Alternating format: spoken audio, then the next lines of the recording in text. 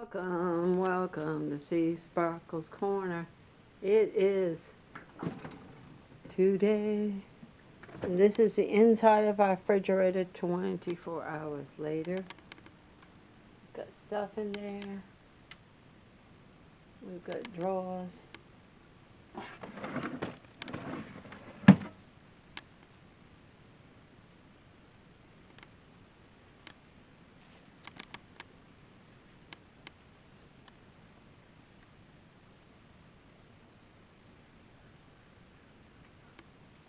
And there it is.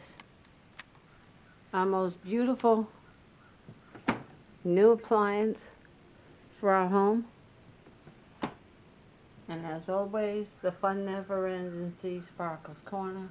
Feel free to share. Feel free to subscribe. Hugs and kisses from my family to yours. Thanks for watching.